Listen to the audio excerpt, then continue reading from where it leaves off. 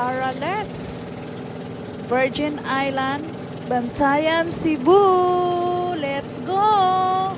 For today's mini vlog, pupunta kami ngayon sa Virgin Island, dito sa Bantayan. At ang ganda dito. At ito na, nakadaong na kami sa bangka. Isa-isa na kaming bumababa. Tingnan nyo naman kung ganda ng tubig dito. Parang gusto mo nang tumalon agad.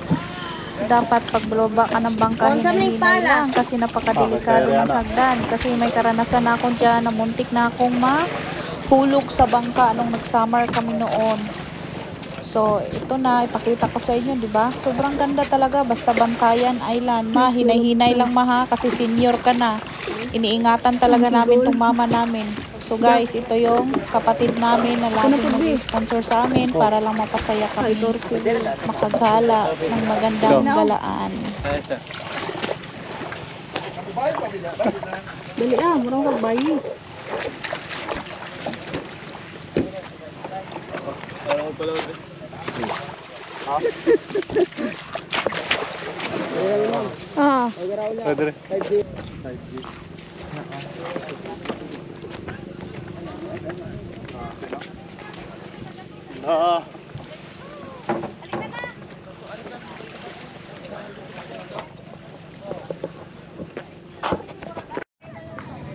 So nakababa na kami ng bangka. Ito na yung mga kasama ko, family ko. Nag-ikot-ikot na kung saan kami dadaan, lulusot. Kasi doon kami sa likod, naka-table. Ganito pala kaganda ang Virgin Island. Sobrang virgin talaga. Ang puti ng buhangin dito, as in, ang ganda.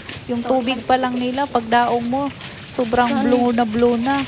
So ito na yung mga kasama naming babies. Oh, nakahubad na sila, ready na mag-swimming kahit sobrang itim na nila. Kaka-swimming.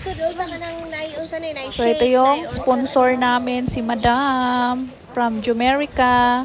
Napaka-humble niyan. Wala kang marinig na yabang sa katawan niyan. As in. Masama pala pakiramdam niyan yan. Kasi sobrang init din talaga sa Bantayan.